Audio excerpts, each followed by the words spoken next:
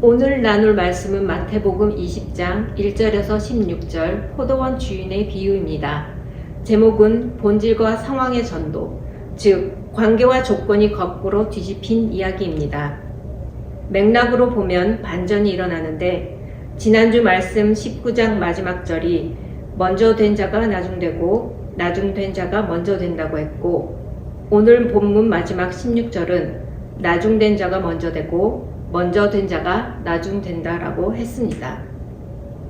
이것은 X자 구조로 앞뒤가 바뀌면서 그 중간에 포도원 주인의 비유가 나옵니다. 이 이야기는 거래와 계산만 있고 관계는 모르는 종교의 저주를 정면으로 보여주는 이야기입니다. 종교인들은 하나님과 관계 안으로 들어가지 않습니다. 관계 안으로 들어가면 하나님과 하나가 돼서 하나님의 유업을 함께 누리는 존재가 되는데, 그걸 안 하고 자꾸 거래하고 계산합니다. 내가 이렇게 했으니까 복 받았지, 이 정도 했으면 보상받아야지, 이게 종교입니다. 그런데 포도원 주인은 사람을 불러서 삶의 기회를 제공합니다.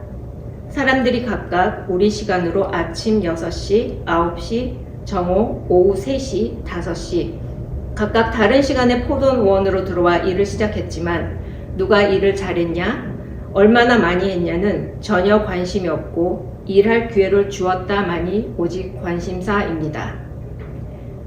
하나님이 우리를 이 세상에 태어나게 하신 것은 살아갈 기회를 주신 것 그 자체가 은혜입니다. 그걸 누리면 되는데 이 삶 속에서 자꾸 자기 공로를 만들고 자기의 의를 세우는 사람들, 바로 종교인들인 것입니다. 본문으로 들어가 오늘 본문의 핵심 주제인 관계에 대해서 나누어 보겠습니다. 첫 단락 1절에서 7절 말씀. 모두에게 각각의 상황 속에 삶의 기회를 주신 하나님의 마음을 만나시겠습니다. 1절, 천국은 마치 품꾼을 얻어 포도원에 들여보내려고 이른 아침에 나간 집주인과 같으니, 집주인의 마음을 알면 천국을 아는 것입니다. 집주인의 마음은 자기 생명을 허락하고 우리가 자기의 마음을 받아 자기와 하나 된 관계를 바라는 것입니다. 집주인이 이른 아침부터 나갔다는 건 대충 적당히가 아니고 사랑과 열정으로 하는 것이지요. 이 집주인의 마음을 만나면 천국을 아는 것인데 11절에 가면 사람들이 집주인을 원망합니다. 그래서 기쁨의 이야기가 아니라 슬픔의 이야기가 돼버립니다. 2절, 그가 하루 한 데나리온을 품꾼들과 약속하여 포도원에 들여보내고, 약속하여, 이게 관계의 핵입니다. 약속이 없으면 관계가 없는 것이죠. 3절에서 7절까지는 일할 기회를 모두에게 제공하는 집주인을 볼 수 있습니다. 모두에게 삶의 기회, 생명의 기회를 주신 하나님을 이 단락은 말하고 있습니다.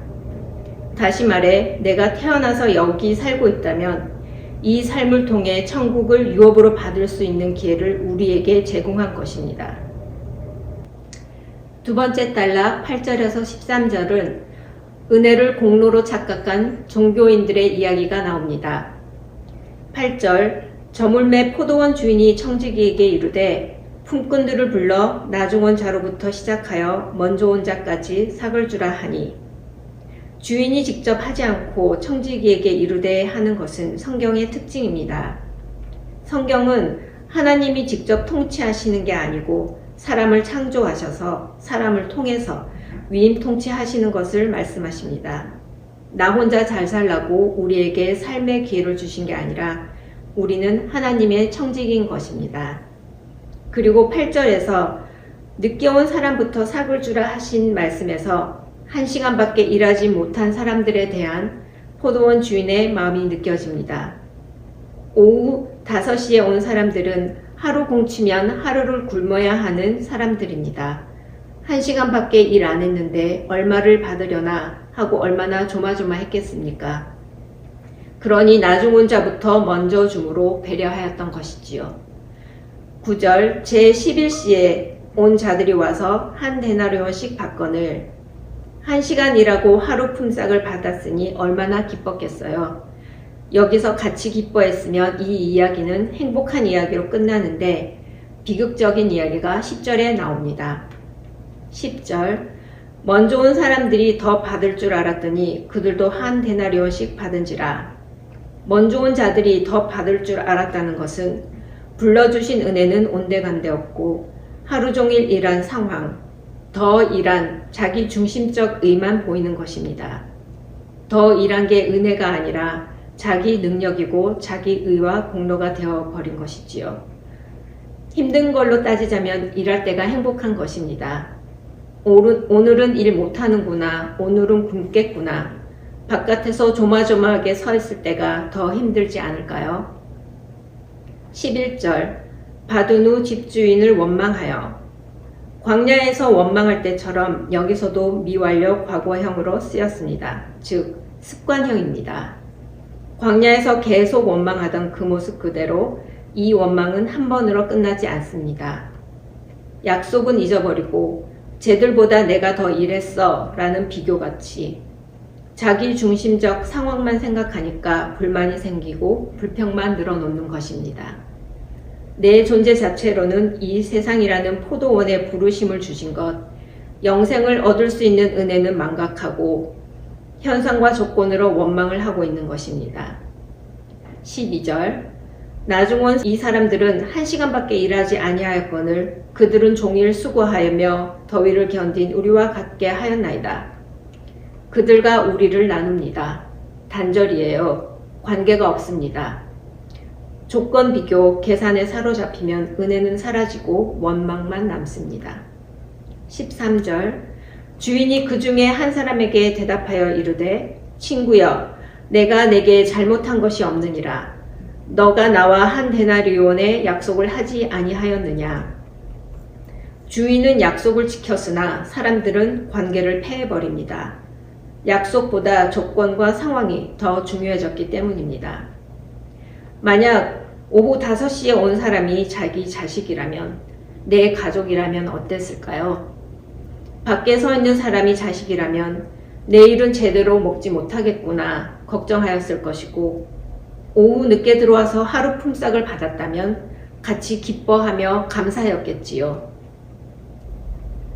마지막 단락 14절에서 16절은 종교의 저주가 나옵니다. 기득권을 지키려고 은혜를 패하는 게 종교입니다. 14절 내 것이나 가지고 가라.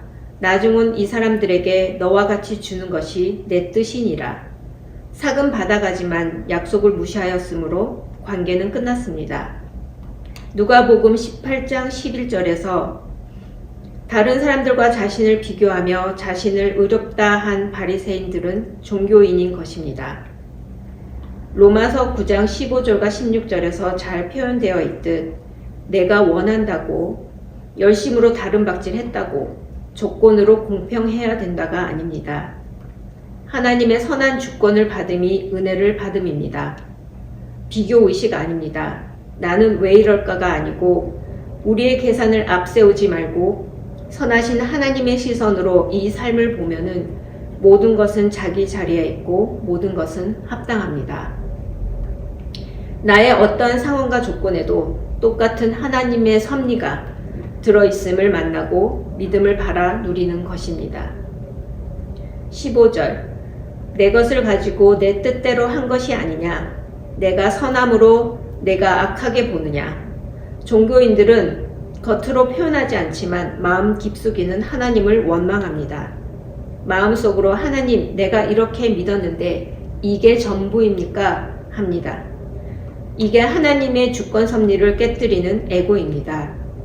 자기 중심적 계산과 판단뿐 기뻐해야 할 걸 원망하고 놓아야 할 걸 붙잡습니다. 마지막 16절은 펀치라인입니다. 나중된 자가 먼저 되고 먼저 된 자가 나중되리라. 먼저 부름받은 은혜를 자기 의와 공로로 삼아 자기 기득권만 주장하는 어리석은 종교인인 것입니다. 탕자의 비유에서 큰아들처럼 아들됨 자체가 은혜인데 그 은혜는 있고 조건과 상황만을 따지니까 원망만 남습니다.